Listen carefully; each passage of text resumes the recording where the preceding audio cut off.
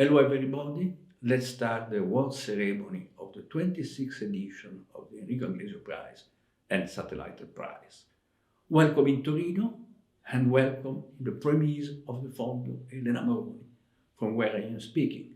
In this moment, a dozen of us are present here in person, a sample of sponsors, officials, jurors, alumni, and the video makers, of course. The other participants are remotely connected via the Zoom platform after the last 2 years. We have introduced this year this hybrid format with some of us in presence and others connected, hoping it will be more lively and real. We will see. And now the agenda. We will first list in the addresses from the co-sponsors. The jury will introduce itself and the competitors. Then we will watch, there will be a long part in which we will be watching the video of all the competitors. Then the winners will be declared and congratulated. The winner will react. And then there will be an interlude to take a glass of water. And the second part of the ceremony, we will list an address for the European Network of Cancer Registries. Then a quite long part during which the alumni will report about their activity and their future plans, and then we will close the ceremony. Well, let's start, and it is my pleasure to give the floor to Dr. Freddy Bray, the Executive Secretary of the International Association of Cancer Registries, for his address. Freddy finds himself in the United States in this moment, I have been told. Please, Freddy, are you connected? Thank you, Roberto. It's a real pleasure to be here. I'm actually just back from Washington yesterday, but just back in Lyon now. And I really do wish I was with the colleagues in Torino to celebrate the Enrico Anglesio Prize. And it really has become a stalwart aspect of the IACR meeting, both before the pandemic and when we're having the meetings in person, and alas, in the last years. In the pandemic time, and of course we had a taster of this Enrico Anglesio Prize 2022 yesterday. The announcements were already there on the closing day yesterday of the IACR as a taster of this main event, but of course the revealing of the names of the winners will be here today. So I very much wish I was in the ceremony hall with you all. We have one of our colleagues, Andreas from Iraq there, which is great. But hopefully in the future I will be there in person to be there with the members of the jury and the Fondo Elena Moroni Foundation, and of course the representatives of the various organizations, alumni and recent winners. I'll take this opportunity very briefly just to thank the Fondo Elena Moroni for creating and continuing the Sharon Whelan Special Prize and the legacy of our dear colleague and friend Sharon, who sadly passed away just after her retirement in 2016. She was a dear friend, and I've worked with her for many years in Lyon at the International Agency for Research on Cancer. Just as a short note, she was obviously born in the UK. If anyone had met her, she was a very English person with brilliant English skills. Linguistically, she initially trained as a secretary and then went to work with, as we know, Dr. Callum Muir around 1974 when he became the head of the descriptive epidemiology program, and latterly worked with Max Parkin, of course, till his retirement in 2004. And she really made huge inputs to the work of the registry community per se. She was one of the Cancer Incidence in 5 Continents series editors from Volume 3, a co-editor and contributor, particularly noted for the sections on classification and coding and general editorial input into the ICDO, the International Classification of Diseases for Oncology. She was very much key in running the association, becoming eventually the executive secretary in 2004, but really was responsible from the early days of the association for the membership budget, publications, and so forth. And she also, of course, committed herself to writing the short history of the association from its beginnings, looking at the patterns of cancer through to really all the aspects of the association, including the various meetings. So it's fitting that she is very much remembered as part of this this ceremony and as part of the Enrico Anglesio Prize. She was very much someone committed to cancer registries, committed to fostering and supporting young researchers as well. So it's really great to have her as part of this. But it's a great ceremony, and I'm really pleased to be part of it. It's really fantastic to have such a great set of potential winners for this prize as ever. It gives young researchers, and I remember being one myself, a real opportunity to strive for something and be successful. And it sometimes, as we've already noted, and some of the winners were on the ICR yesterday, it gives them a real opportunity to give them a booster in their career early. So thanks so much, Roberto and Stefano, and all involved in this prize. I'm very pleased to be part of the ceremony, and I'll pass back to you. Thank you. Thank you, Freddy. And now it is the turn of Miss Viola Ardini, the president of the Fondazione Tempia. Are you connected? Yes, thank you. Good afternoon, everybody. I am very happy to take a small part in this event on behalf of Fondazione Tempia.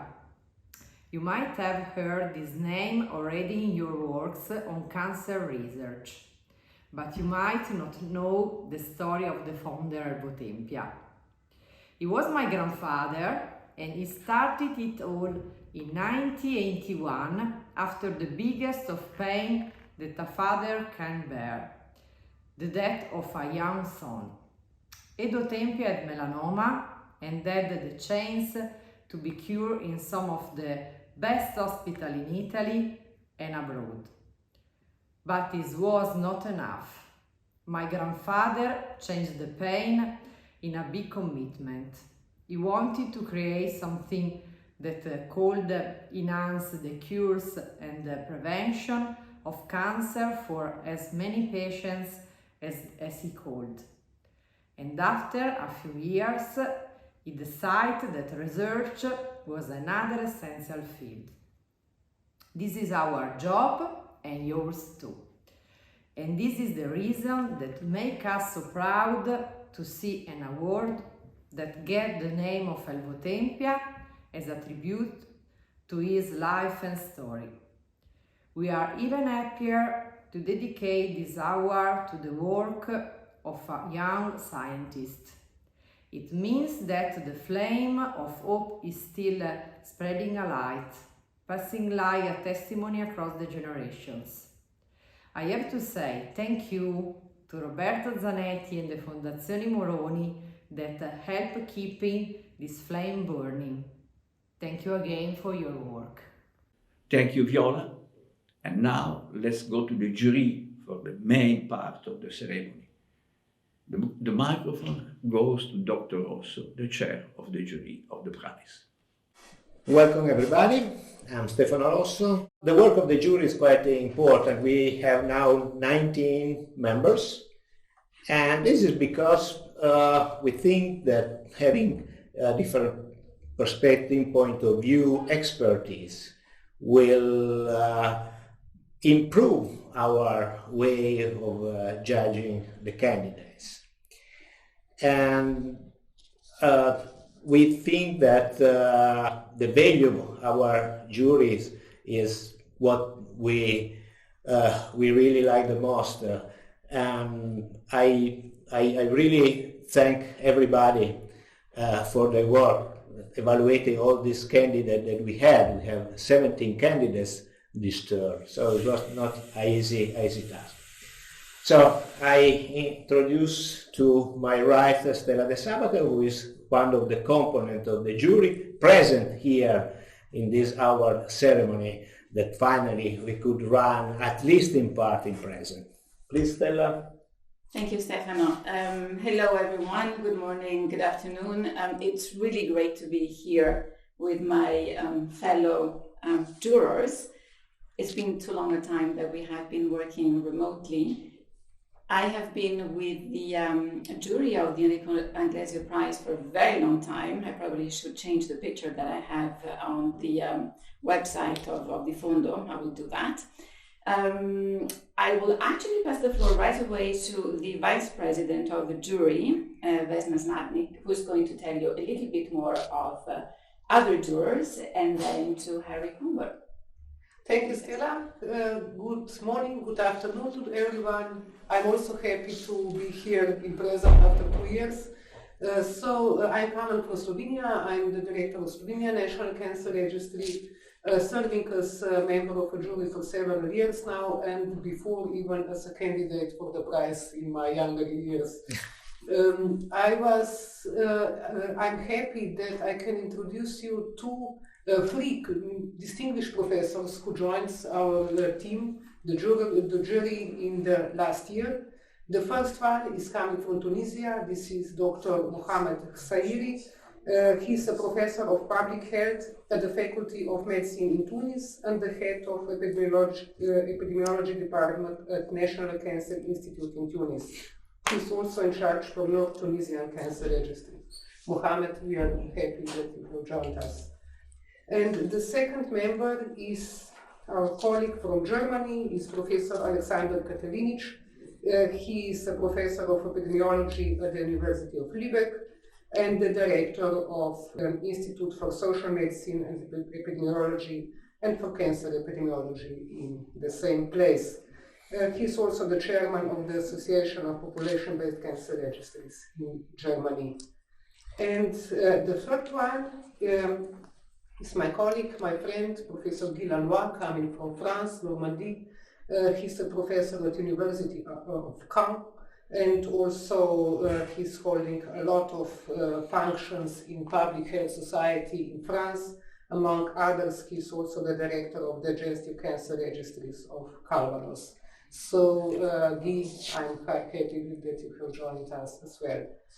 Now I hand over to Harry, Dr. Harry Kumber, to introduce himself and the others jury members. Thank you, Vesna.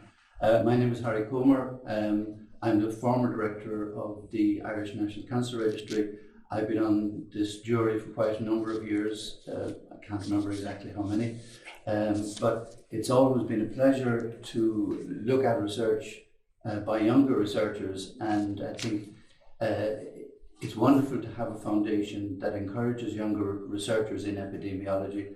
I think one of the things about epidemiology is the constant need for innovation, and I think innovation comes from the younger researchers. I think the older of us, and I speak for myself and not necessarily for my colleagues, the older of us, I think, like to keep doing the same things in better ways rather than thinking about newer ways. So we look to the younger researchers for innovation and imagination. I want to introduce the other members of the jury. We have a wonderful jury over the 5 continents, and I've just introduced them very briefly. They are Joanne Aiken from Australia, Claudia Alemani from the UK, Andrea Bordoni from Switzerland, Jaume Galceran from Spain, Bessie Kohler from the USA, Anna Courier from Uganda, Dora Loria from Argentina, Tomohiro Matsushita from Japan, Marion Pineros from France, Sabine Siesling from the Netherlands, Hans Storm from Denmark, and Lisbeth van Eycken from Belgium. And I now hand you back to Stefano, but before I do, I need to tell you that yesterday Stefano was elected an honorary life member of the International Association of Cancer Registries in recognition of his contribution to cancer registration and cancer epidemiology over his entire career. I don't need to describe this. I think Stefano is very well known to everybody, and equally well, I think it's a very well deserved honour for him. Thank you, Stefano. Thank you, Harry, for this nice presentation. And now let's introduce the 2022 candidates. Here they are in alphabetic order. Sara Allegra from Italy. Kweshivia Zhu from France. Mahadev Bishe from India. Moisa Birk from Slovenia. Again from Slovenia, Nika Brick. From Italy, Giulia Capitoli. Again from Italy, Alberto Catalano. From China, Ru Chen. Susan Hasanpour from Iran. Again from Iran, Nastaran Jafari Deloué. Irene Mann from France. Irmina Mikalek from Poland. From Japan, Fong Guyen Te. Tilagavati Ramamurthy from India. Christian Rudolph from Germany. From Belgium, Tim Tambuza. And finally, again from Italy, Federica Zamagni. Congratulations to all candidates. Among them, through the 2 steps of the contest, the jury has selected 13 finalists. They are the ones shown in the second slide, again in alphabetic order. We will now assist to the presentation of a short video, 2 minutes about, for each of them. So, if we can go back to the first finalist that she's connected, that is Mojca Birk from the Institute of Oncology of Ljubljana, Slovenia, and she will present her work on radon exposure in Slovenia. It's a quite burning issue nowadays from an environmental point of view. If our manager, okay, she's there. Hello everyone, I'm really grateful to be among Enrico Anglesio Prize finalists and for this opportunity to present my work.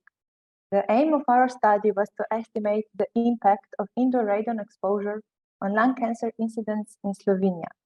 We analyzed data for the 40-year period from 1978 to 2017, divided into 4 10-year periods. We obtained lung cancer incidence from the Slovenian Cancer Registry, size of population from the Slovenian Statistical Office, and the Slovenian indoor radon map from the Slovenian Radiation Protection Administration. To analyze the distribution of lung cancer incidence across municipalities and settlements in Slovenia, we calculated standardized incidence ratios and smoothed them with Bayesian hierarchical models.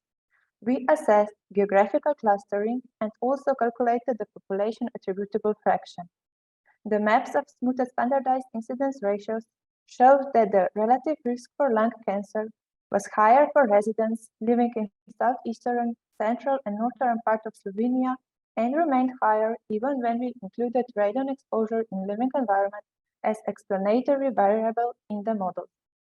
That confirmed that radon exposure is not the main risk factor for lung cancer in Slovenia. According to analysis by municipalities, between 2.8 to 6.5% of lung cancer cases in Slovenia were attributable to radon exposure in the living environment. Throughout the 40-year period, around 5% of all lung cancer cases in Slovenia were attributable to indoor radon exposure. These are some of the results of our study. Thank you all. Thank you. Now we have the second in alphabetic order presenter, Dr. Nika Brick from Nika Briz, from the same institute, the Institute of Oncology of Ljubljana, Slovenia, who is studying the secondary cancer after a childhood cancer. This is quite important issue since the survivorship of cancer in general increases, so we are facing with the problem of another primary cancer that is occurring in those populations. Please. Hi, I'm Nika Bric from the Slovenian Cancer Registry. As you said, my work for the Enrico Anglesio Prize was about estimated risk of second cancers in childhood cancer survivors. In the past several decades, the survival of childhood cancer has drastically improved in many countries, including Slovenia, mainly due to more effective treatment. We also know that the risk for secondary malignancy is higher in these patients, probably due to treatment itself. So we looked at patients who have had cancer before they were 20 years old and survived at least 5 years after diagnosis. The main cohort included patients with diagnosed between 1961 and 2017, and the sub-cohort was from 1983 to 2017.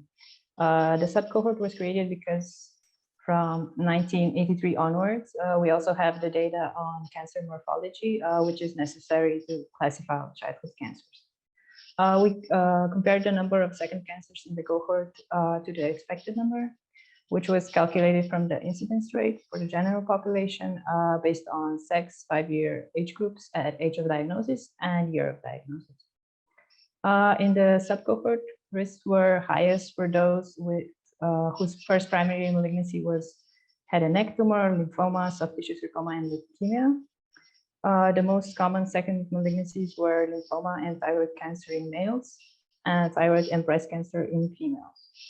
Overall, childhood cancer survivors had roughly 3 times the risk of malignancies compared to the general population. And even though SIR decreased with time from diagnosis, it remained elevated as far as 50 years into follow-up. Our findings further confirmed the need for systematic follow-up of childhood cancer patients. I'd like to thank Fondo Elena Moroni and my colleagues at the Slovenian Cancer Registry, and of course, thank you for listening. Thank you, Dr. Britz.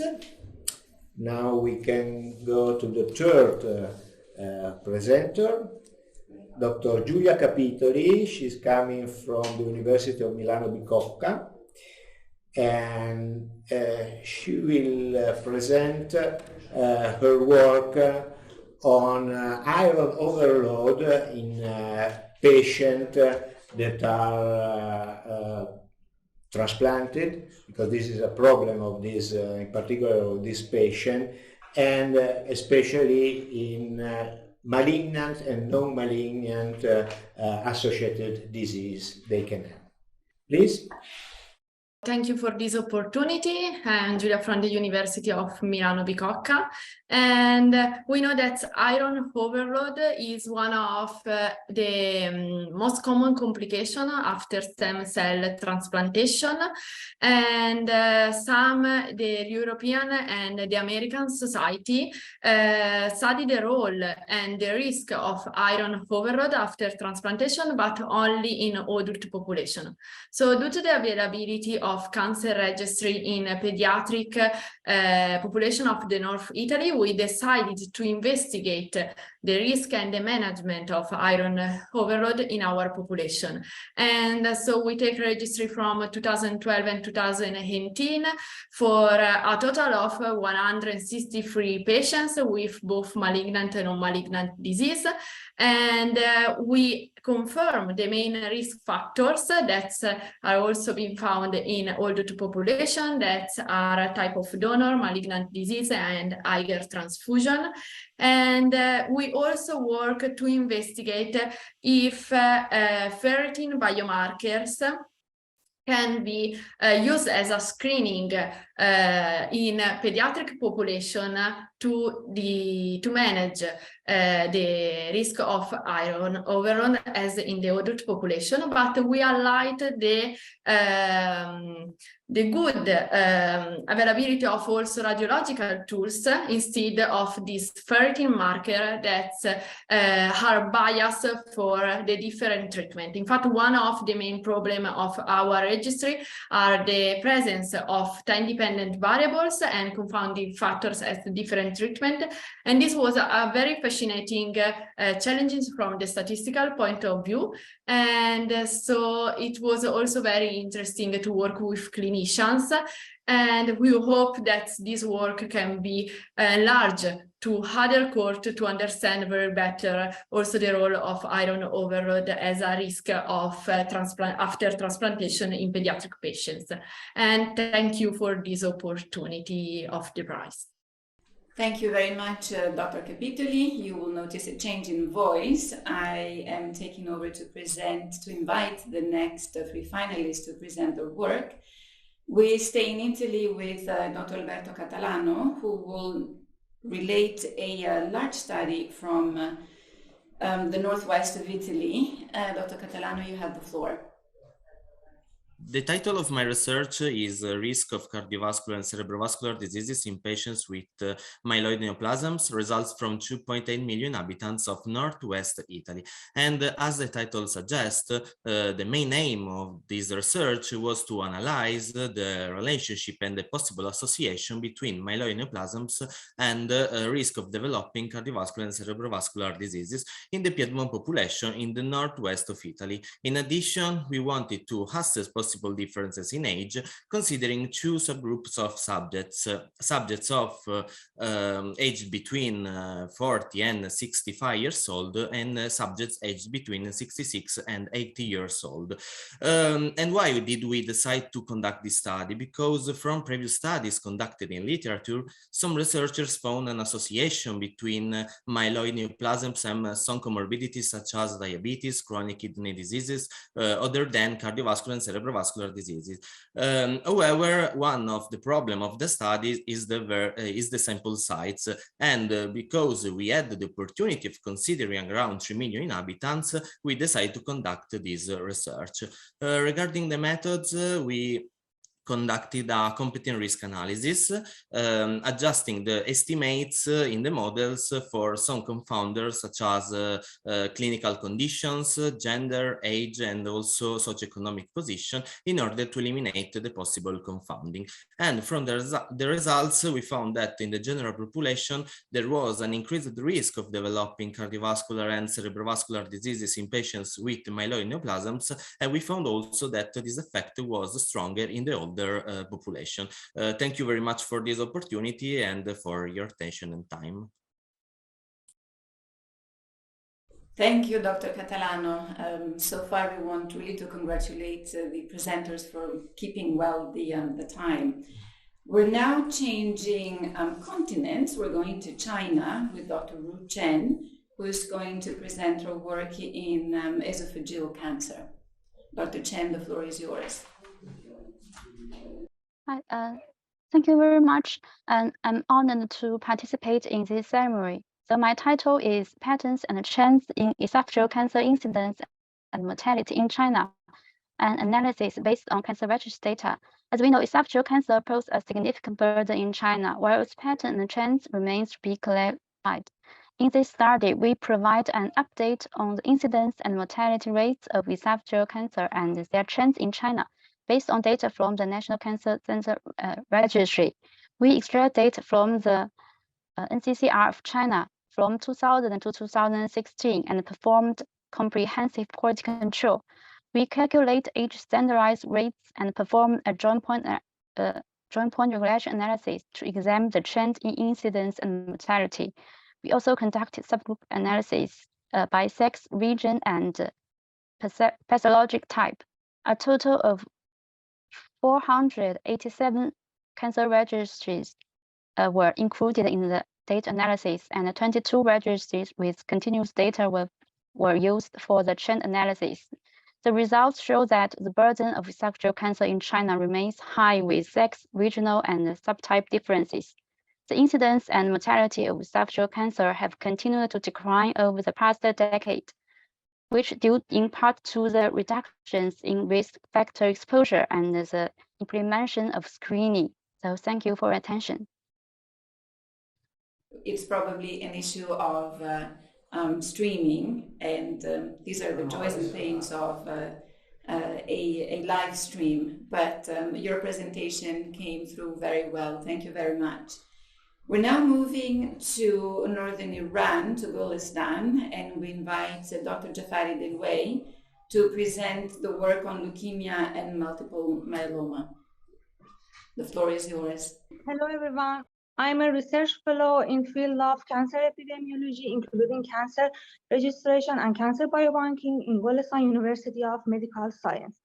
I would like to thank the organizer of this meeting for the invitation an opportunity to share our recent work entitled Incidence, Time Trend, and Geographical Distribution of Leukemia and Multiple Myeloma in Golestan Province. We obtained data on new cases of leukemia and multiple myeloma during between 2004 to 2070 from Golestan population-based cancer registry GPCR dataset, including 1,697 new cases of leukemia and 422 new cases of multiple myeloma. Our results suggested a relatively high rate of leukemia and multiple myeloma in Golestan population were compared with other parts of Iran. We found increasing trend in incidence of leukemia in urban areas, and there were geographical disparities in incidence of leukemia with higher rate in central and western part of Golestan province. This finding may be helpful in designing controlling programs of this cancer in our population. Finally, I would like to thank my colleagues in GPCR office as well as the GPCR collaborators throughout Golestan province of their efforts in data collection, processing, and quality control. Thanks for your kind attention. Now it's my turn to introduce the next three candidates. The first one is coming from IARC, France, and this is Irene Issoum-Man, who was modeling the introduction of gender-neutral HPV vaccination in low and middle-income countries, more specific in India. Dr. Man, it's your turn. Thank you. I'm Irene Mann from IARC, and I'm very happy today to have the opportunity to speak to you here about some of our works at the Public Health Decision Modeling team at IARC. So this is about building resilient cancer prevention through gender-neutral HPV vaccination. As testified by the WHO call, we now have all the necessary tools to eliminate cervical cancer as a public health problem. It's just a matter of implementing them. But this is not without challenges, as the goals are very ambitious.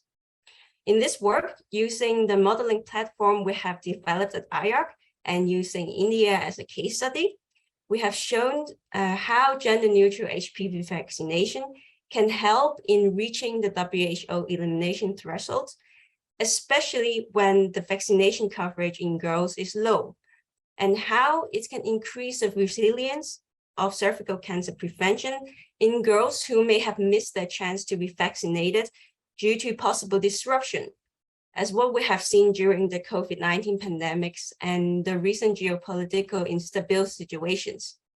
In short, we have shown that gender-neutral vaccination makes cancer prevention more effective and more resilient. Moving forward, while we may not be able to implement gender-neutral HPV vaccination everywhere just yet, I think we should already think ahead and try to step-by-step build upon an effective, equitable, and resilient cancer prevention program, one that benefits all segments of our societies, be it men or women, vaccinated or not, and one that is able to withstand future challenges. I would like to thanks again the organizer for the opportunity to speak here, my colleagues who have contributed to this work, and thank you for your attention. Thank you, Dr. Mann, for this presentation and taking care of our time. The next one is coming from Poland, Dr. Irmina Maria Michalek, who was researching on the risk of suicide in the elderly cancer patients in Poland. Dr. Michalek, it's your turn. Thank you for inviting me to this event, and big congratulations to all of the contestants. I'm so sorry for the noise around, but it's Independence Day in Poland and everyone is celebrating today. I've enjoyed all of your presentations before. My presentation pertained to the topic of suicides in elderly patients with cancer.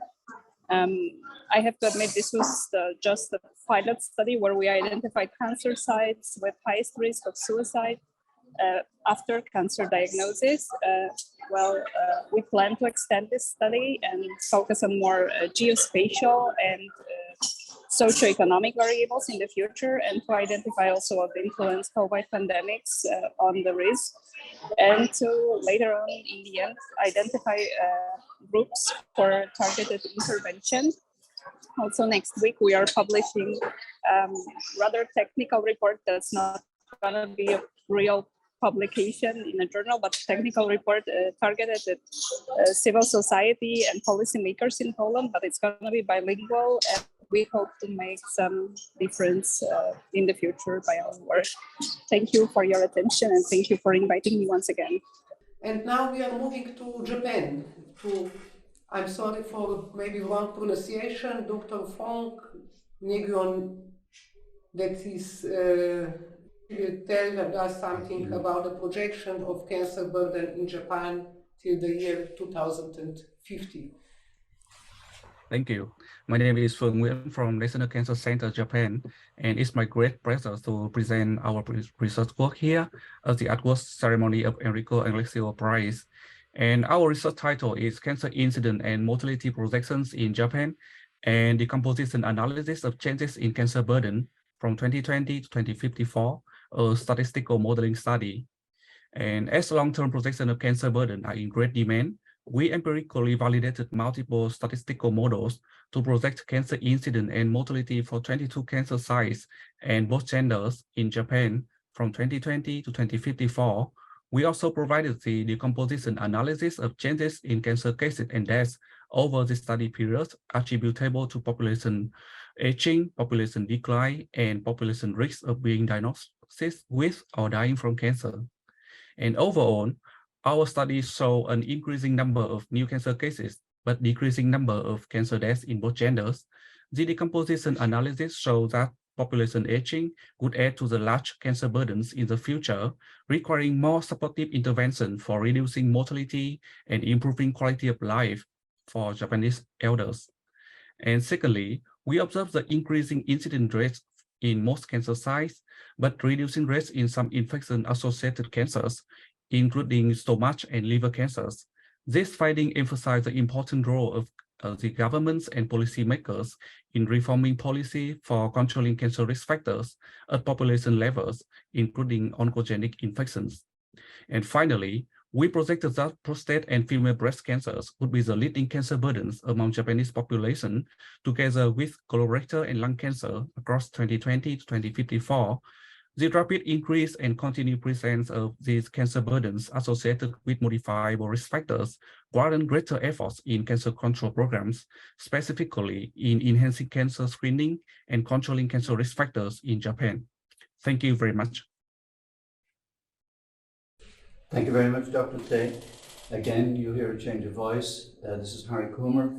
The next candidate is Dr. Tilakavati Ramamurthy, who's working at the National Centre for Disease Informatics and Research in Bengaluru in southern India.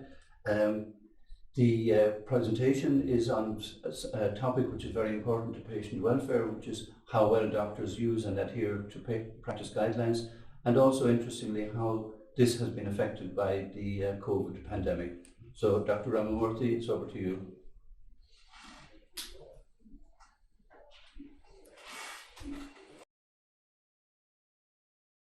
Good afternoon, everyone.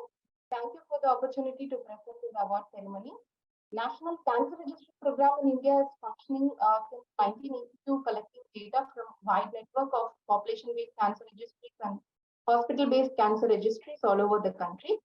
Our study was conducted among the physicians in hospital-based cancer registries during the COVID-19 pandemic period to evaluate the utilization of cancer treatment guidelines as well as the factors influencing adherence to the cancer treatment guidelines.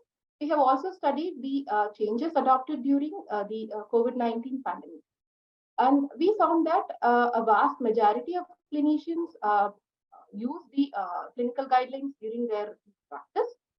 International clinical guidelines were followed for all sites except for larynx, for which national guidelines were followed.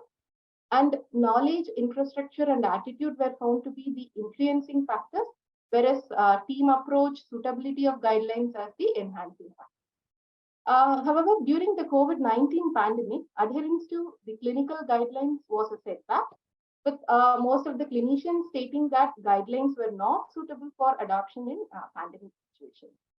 And they have adopted changes in systemic therapy followed by surgery as well as radiotherapy. And major changes adopted were telemedicine consultations, limiting number of admissions, and prolonged or customized use of therapy.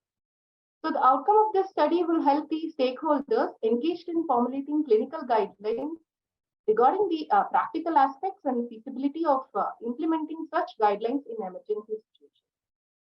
Impact of non-adherence to guidelines in cancer care could be further evaluated as a way forward. I thank my colleagues at National Center for Disease Informatics and Research, and I thank you all for listening. And I also take this opportunity to congratulate the winners in. Thank you very much, Dr. Ramamurthy. Thank you very much for keeping to time.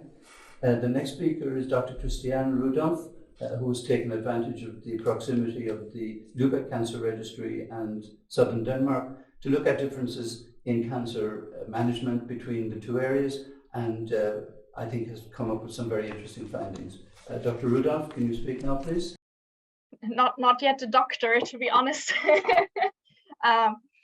Well, but thank you very much. It's a doctorate in the making. Thank you very much for the opportunity to present some highlights of the study submitted to this competition. We aimed to update the development of colorectal cancer survival differences in the 3 German-Danish border regions, Schleswig-Holstein on the German side, southern Denmark, and Zealand in Denmark. Moreover, we wanted to assess to which extent these differences can be explained by stage and treatment as major prognostic factors for cancer survival. So we extracted invasive colorectal cancer cases diagnosed between 2004 and 16 with follow-up through 2017 from the population-based Schleswig-Holstein Cancer Registry, and for the Danish regions from the NordCan database. In total, we included roughly 49,000 cases in the analysis. And we used multivariate Cox regression models and adjusted the hazard ratios of death for confounding factors like sex, age, stage, and initial treatment. The analysis will run for 4 consecutive periods, so we were able to show the development of the hazard ratios of death over time. And we saw a positive trend of decreasing hazard ratios of death in all 3 project regions. But this trend was much more prominent in the Danish regions. Interestingly, after adjustment for age, diagnosis, sex, stage, the treatment variable, surgery, radiotherapy, and systemic therapy, the observed survival differences decreased only marginally. We conclude that the cross-border survival differences can only partially be explained by differing stage distributions and treatment administration. And however, we think that the survival improvements are very likely to be true, but can probably be linked to other factors that we did not account for. On the Danish side, the survival improvements may be linked to healthcare reforms, which initiated accelerated cancer patient pathways, also the reduction of post-operative mortality, and the introduction of an organized colorectal cancer screening program in 2014. On the German side of the border, the small but steady survival improvements can be linked to the opportunistic colonoscopy screen. Over time. Sorry, yeah, you've gone well over time, and we need to move on to the next speaker. So thank you very much for your contribution. The next speaker is Tim Tamboyser from the Belgian Cancer Registry, who is going to talk about the incidence of malignant brain tumours in Belgium, and particularly the impact of the COVID-19 epidemic on incidence and survival there. Dr. Tamboyser. Thank you for introducing me, and I'm honored to represent the Belgian Cancer Registry with this study demonstrating that both incidence and survival of malignant brain tumors declined during the COVID-19 pandemic in Belgium. The decline in incidence was most prominent during the first COVID-19 wave, especially for patients over 50. As such, we focused on this age group. Our results showed that both the delay of diagnosis and changes in treatment plans led to the observed decrease of survival. As expected, a relatively small but significant decline was also observed for glioblastoma, the most common malignant brain tumor. For hematolymphoid tumors, predominantly diffuse large B-cell lymphoma, also known as DLBCL, there was a significant and substantial decrease of survival of nearly 20 percentage points as early as 6 months after diagnosis and persisting at 2 years after diagnosis. Some remarkable shifts in treatment strategies can at least partly explain the declines of survival data, such as fewer patients receiving surgery and more patients receiving palliative care. Specifically for DLBCL, also fewer patients received immunotherapy. After the worrying results, it is also encouraging to see a modest improvement of the observed survival for these tumors in 2019, which can most probably be explained by the reimbursement of a new generation immunotherapy in Belgium since 2019. Future perspective. It will also be indispensable to investigate if similar treatment shifts are observed for children and adolescents. We aim to gain more insights by discussing these results with neuro-oncologists and hematologists who worked in Belgium during the study period and by collaborating with other cancer registries worldwide. Hopefully, this can contribute to the development of frameworks for both physicians and to give guidance to policymakers to ensure the continuation of pathways for neuro-oncological care when capacity for conventional care is impacted. Greetings from Belgium. Thank you to all organizers. Thank you. Thank you very much, Dr. Thomboyser. And the final presentation this morning is for Dr. Federica Zamagni from the Romagna Cancer Registry, but presenting data from a collaboration of 38 Italian cancer registries on vulvar cancer. Dr. Zamagni. Hello everyone, I am Federica Zamagni from the Emilia-Romagna Cancer Registry in Italy. Thank you again for organizing this ceremony and for giving me the opportunity to be here today. Our study aimed at investigating the temporal trends in survival from vulvar squamous cell carcinoma in Italy over the years 1990-2015. In fact, in many Western countries, survival from this cancer has been stagnating for decades or has shown improvements of poor clinical significance. For this national project, 38 local cancer registries covering about 50% of Italian women provided survival data for 1990-2015 time window. As regards the analysis, we explored the time trends in survival by using mainly 3 prognostic indicators, namely 1 and 2 year net survival and 5-year net survival conditional on having survived 2 years. These measures of net survival allow disentangle the possible early and later survival improvements over the first 5 years since diagnosis. In fact, 1 and 2 year net survival are adversely affected by the prevalence of late stage and rapidly fatal cancers.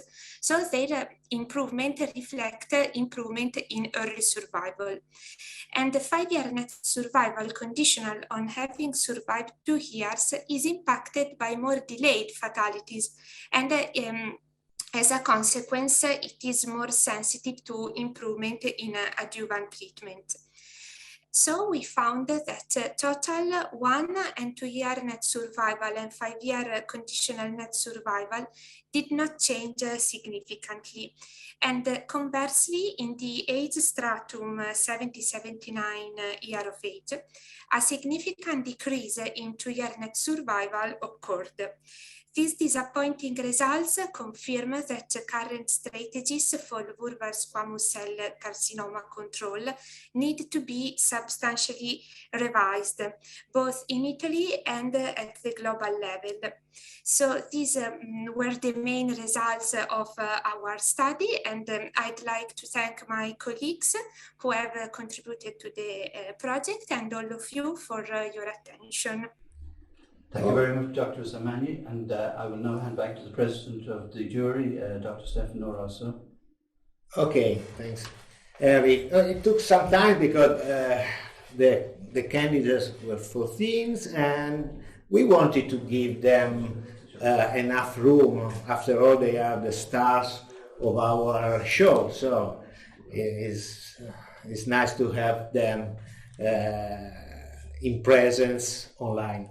Then it's time to announce the winners, and we, as I said before, we have the 3 winners plus 4 winners for the special waiver. So, who is the winner of the Enrico Anglesio Prize? Well, actually, before we announce that, and to keep the suspense on, can we please invite Dr. Zanetti and Dr. Presti to come with us? Nobody knows the winners, so they will also be as surprised and delighted as we all. So that we have, thank you very much.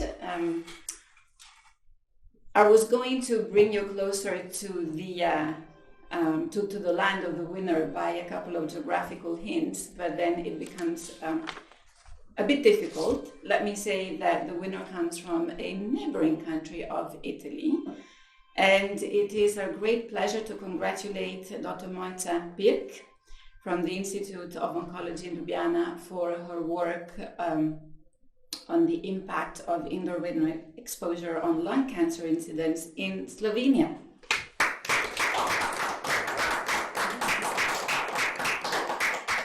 Thank you very much. Thanks to Fondo Elena Moroni and the jury. It's really a great honor, and I am really surprised and happy. Really grateful, and I would also like to thank to my colleagues from Slovenian Cancer Registry. It's really nice to learn from them and to work in such supportive, creative, and positive team. Thank you. Can we please ask everyone to put on their cameras so that we can see everybody and everybody can congratulate Monica as well. And Dr. Zanetti certainly has something to give virtually to Monica.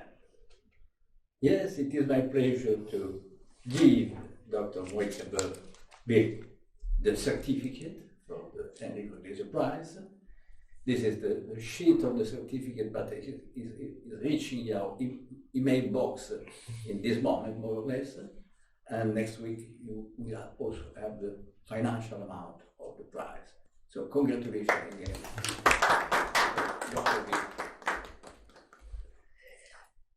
Now is the time of the Sharon Whelan Prize. Yes, the Sharon Whelan Prize goes to the candidate with the highest score from the low or low middle income countries. And this is the prize that is offered by International Association of Cancer Registries. And for this association, this is of ultimate importance actually to support the early cancer researchers from all over the world. And that's why our great support also for Enrico Anglesio and the Sharon Whelan Prize. I'm absolutely delighted to offer this wonderful certificate. I can show it here, and you will get it in the email box just now. In the name of International Association of Cancers to, it goes to India, to Tira Gavati Ramurmurthy.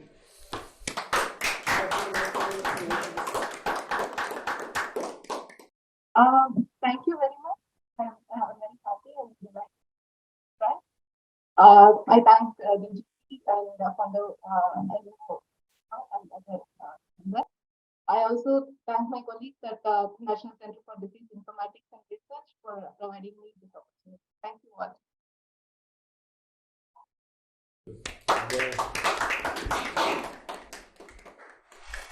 Now it's time of the special prize, Elvotempia.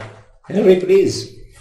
Thank you, Stefano. It's my honor to present the Elvotempia Special Prize, which is being presented on behalf of the Fondazione Elvotempia to the youngest researcher or the youngest candidate who has presented and who has been found eligible. And that prize is going to Irmina Maria Michalek from Poland for her work on suicidal deaths in older cancer patients.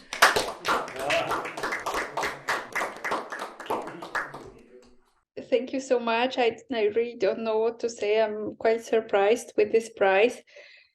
Thank you to jury, to Fondo, and also congratulations to all of my colleagues that participated in this conference and also performed great. Thank you. It's a pleasure for me to give in a virtual way this certificate and congratulations for the winners. Thank you very much.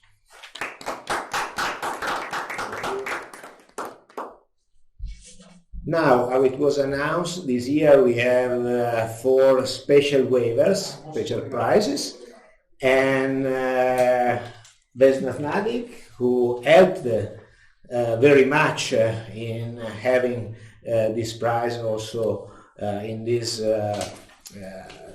for the Fondo Elena Moroni and for the old researcher, is going to explain exactly what they are and the winners, first of all.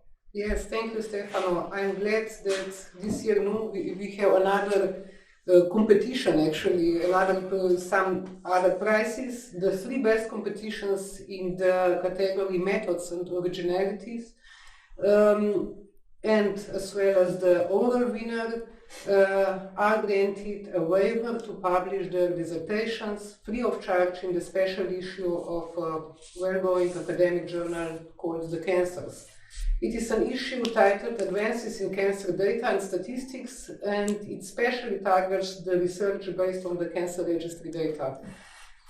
So the waivers are offered firstly to Mojca Birk, of course, as a winner as our oral winner, and then 3 further waivers are going to Germany, to Christiane Rudolph, for her dissertation Colorectal Cancer Survival in German-Danish Border Regions, registry-based cohort study.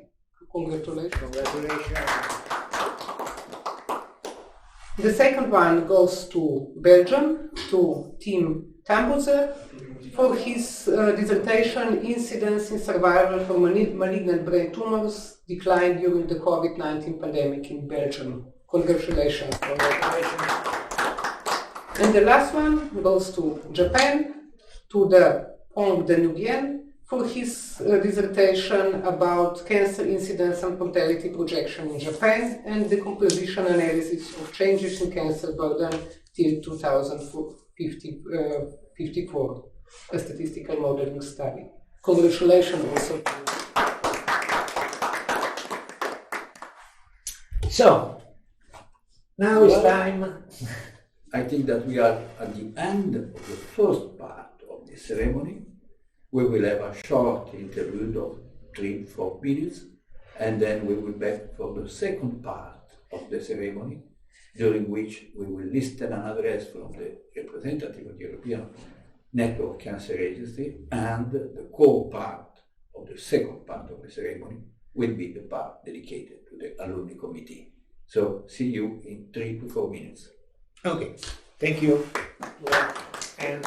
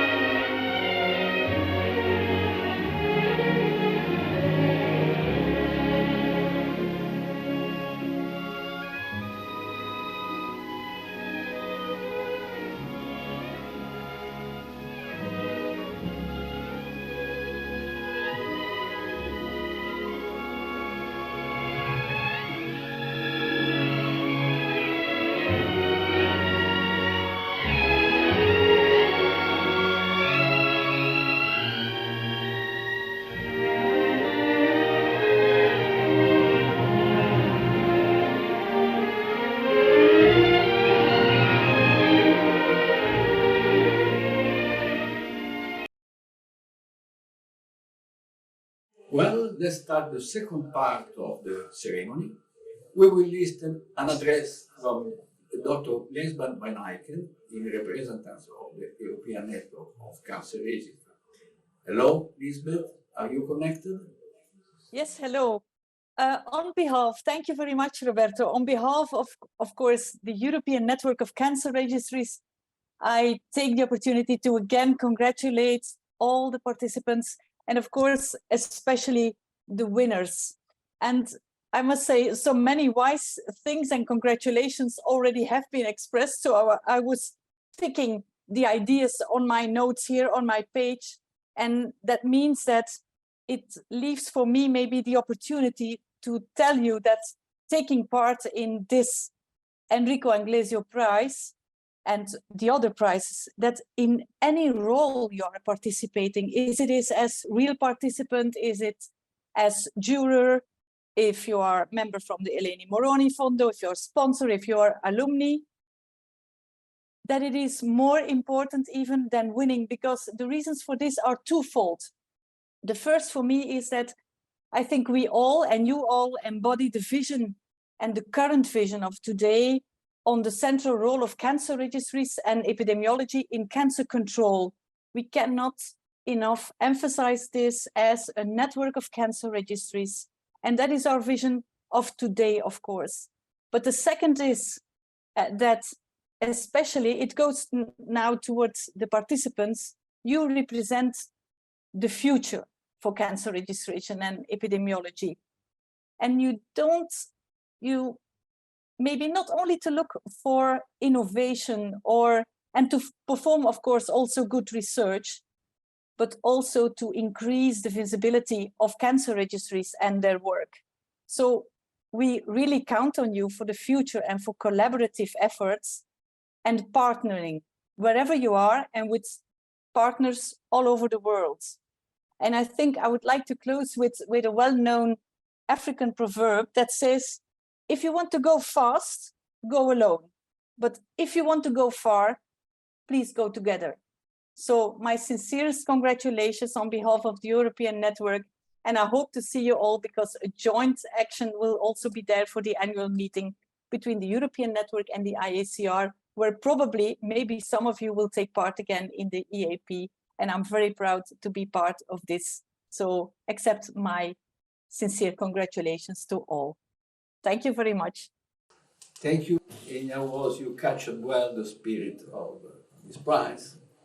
And now let's go on with the final, but particularly important part of this ceremony, because we will listen a report from the alumni committee. It is the first time in the story of the prize that the alumni committee has met in connection with the award ceremony, and they have, I think, a quite intense report that we will listen with extreme interest. Please, Lydia, and other alumni present here in Torino. Thank you very much, Roberto, and hi, everyone. It's a pleasure for me to be here, and I'm happy today to share the stage with my colleagues and other alumni, hopefully joining online. So today are with me Diana from the cabinet of the alumni committee, Laura, which participated in the prize some times ago, Rim from last year, one of the last year winner, and Andrea, one of the participants also of last year, Enrico Anglesio Prize. And we want to introduce ourselves today, but instead of doing it in a classical, maybe almost a bit boring way, we have decided to create a slide roulette, so that should be, at least in our thought, a bit more funny. For those of you not familiar with the format, we have prepared, each of us, a couple of slides presenting ourselves, our connection with the prize, and or our current research. And we have put them together in a slide deck, and now we will present them. But the funny things, or at least what should be funny, is that none of us have seen the slide who will go to present, so it will be an exercise of improvisation actually, and we will have a couple of minutes for each slide. So now I give the stage to Diana, who will start presenting the slides. And I will kindly ask to Francesco to put at our slide on. Thank you. So I have the pleasure of introducing Reem Malik, who is one of the alumni of the prize and here with us today. Between 2021 and 2022, she was a specialist in preventive and community medicine at the National Institute of Health in Tunisia, where she was stationed when she won the Sharon Whelan Prize of the International Agency of Cancer Registries. When she won the prize, her presentation was on the burden of cancer attributable to excess body weight in Tunisia in 2019. Before joining the National Institute of Health Tunisia, she was a medical resident in preventive and community medicine and worked at the Northern Tunisia Cancer Registry and has many other associations during that time. And prior to that was a medical intern, so she has a clinical background as well as doing epidemiological research. I know that Reem has experience in both communicable and non-communicable diseases, but she has a certificate of complementary studies in the methodology, statistics, and epidemiology and clinical research that she completed in 2018. And complementary studies in cancer epidemiology. She was a participant in the ISPED School of Public Health and had a degree in cancer epidemiology in 2021. Next slide, please. Oh, okay. I'm very far away from the screen to tell you about all the very clever things that Reem has done, but one of her studies is about the burden of cancer attributable to excess body weight, and this is what she presented on for the prize, and another due to insufficient physical activity in Tunisia in 2019. Main takeaway messages from that work were that there was a relatively large burden of, I'm done. So now I'll pass it off to Reem, who will be introducing us. Okay, thank you very much for this presentation, Diana. Now I will introduce my friend and alumni member, Andrea Gini, who earned a PhD in public health in 2020.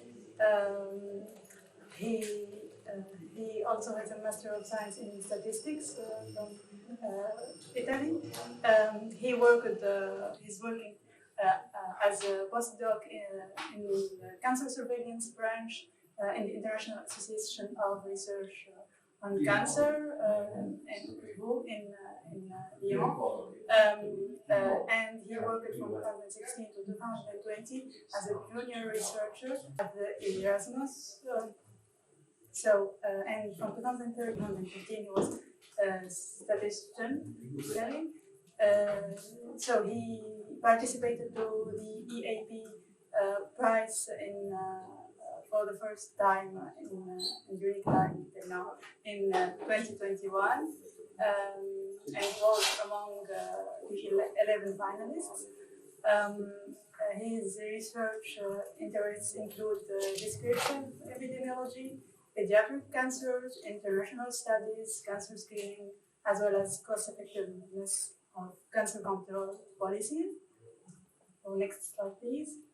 So, among these cancer control policies, we studied the cost-effectiveness of colorectal cancer screening among individuals with cystic fibrosis, so patients with mucosidosis, and he modeled the colorectal cancer risk among patients with cystic fibrosis, yes, and from this work,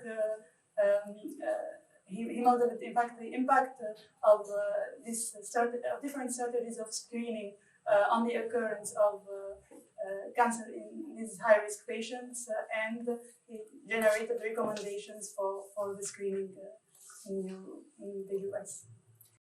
So as we can see now, the slide background is white, is no more blue, so it means that it's my turn to introduce the other alumni member, that is Dr. Laura Ortelli from the Ticino Cancer Registry in Switzerland.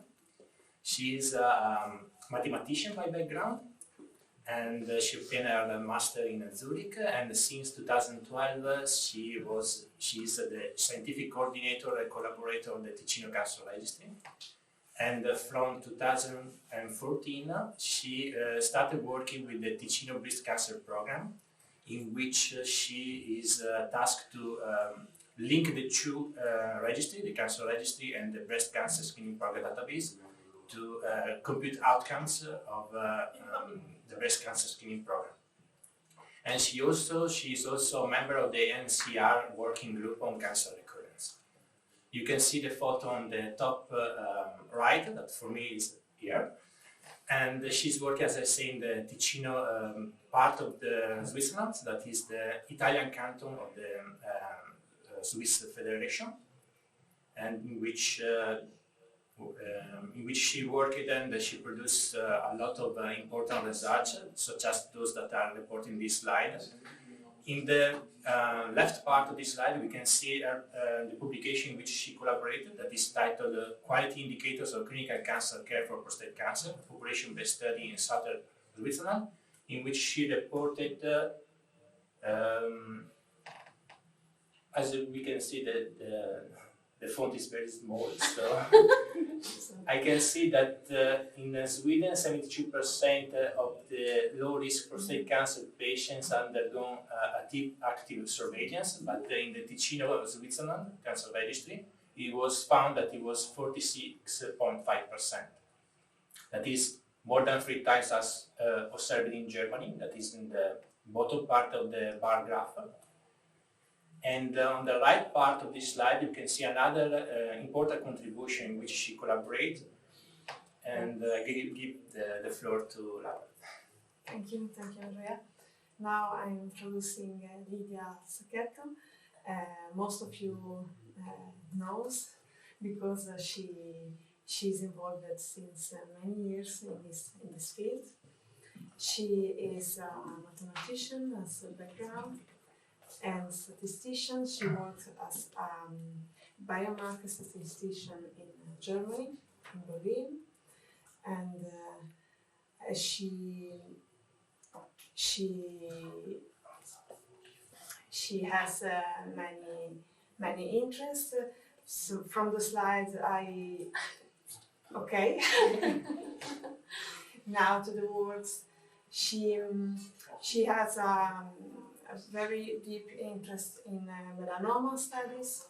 She studied the incidence in situ melanoma and invasive melanoma in Europe, and she won the Enrico Anglesio Prize in 2016 for this study, and she has a study on fatal invasive skin melanoma at 1 year from diagnosis. So I think you are very widely interested in this topic. Thank you very much, Laura, for introducing me, and then now it's my turn to introduce Diana.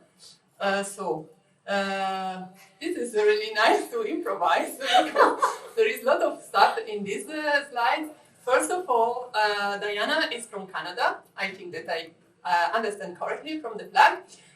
But then she moved to UK for her postdoc, if I remember well, and she is now currently in UK from Oxford, so very nice and ancient university. And she's also, I'm not sure about the picture representing Trump's, but so I will skip it. She obtained different graduations, so I said she graduated, then she obtained a PhD, and she's now in her postdoc. And she also moved different institutions to acquire its to fulfill and to do its research, because I am sure that I remember that she participated in the prize and she was a member at that time of National Cancer Institute in US. Oh, now I understand why there is a picture of Trump. Okay, perfect. And I'm not sure. Ah, yes, and this is a timeline, so very funny way. Okay, I now get it. Okay, and now to more important part, or at least she participated in the Enrico Anglesio Prize at least I think twice, and she was one among the participants in 2020. And this is the work that awarded the Enrico Anglesio Prize, which is a study on different meningioma and vestibular schwannoma. Okay, so it's my time finished. I hope to have introduced you, Diana, in the correct way, and I hope you enjoy this first part of our contribution, and we are now switching to a more formal part. So as said, today we want also to provide some news from the cabinet of the alumni committee. So just to show you also the other members who were not able to join today. So if you can go one slide back, please. And okay, thank you, because there are woman from Japan, Yuri Ito, that is maybe joining online, and then there are from Colombia and Robin from Switzerland. The four of them plus myself constituted the alumni committee. And now some interesting news, or some great news from the cabinet. As already mentioned by Roberto, today it's the first time that we met in person in Turin, and we have already had a very fruitful morning of discussion and future plan, as you can see also from the picture, and we will continue this afternoon with our second session. Then, with respect to the news, we are happy and glad to share with you that last week we hosted our first virtual global coffee chat, which was an informal event involving and inviting all the alumni to join. And actually, it was already a success, but we are planning to repeat before Christmas, so in 1 month more or less, to try to involve more alumni to participate and to get each other to know better.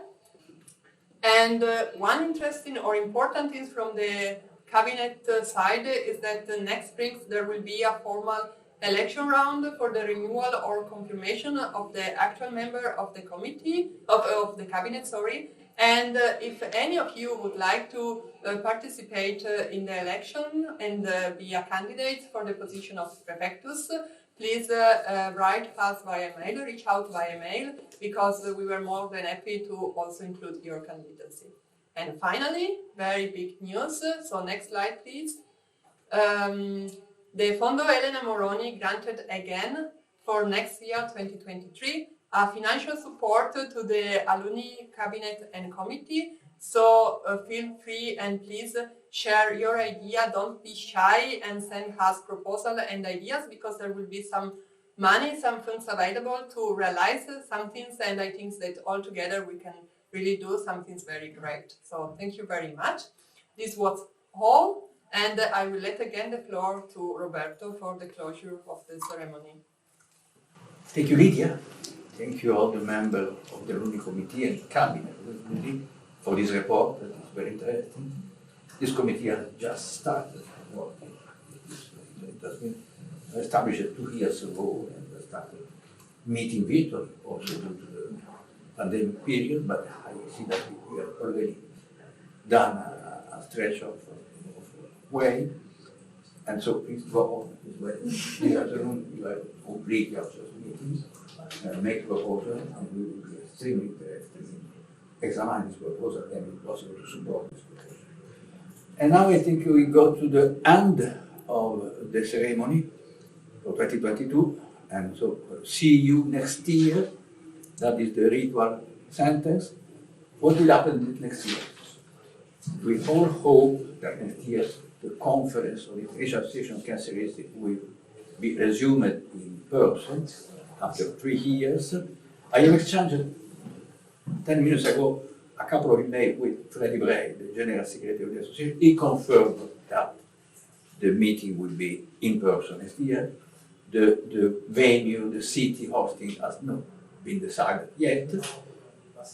Whichever the case, our problem will be to find a new model different from the one of last year, different from the one this year, in order to have how many activities in person at the site of the conference, but also to maintain the possibility to be connected for the competitors that can't afford to be in person there. So thank you to everybody that contributed. Congratulations to the winner again, and see you next year. Thank you. Again, congratulations to all the winners.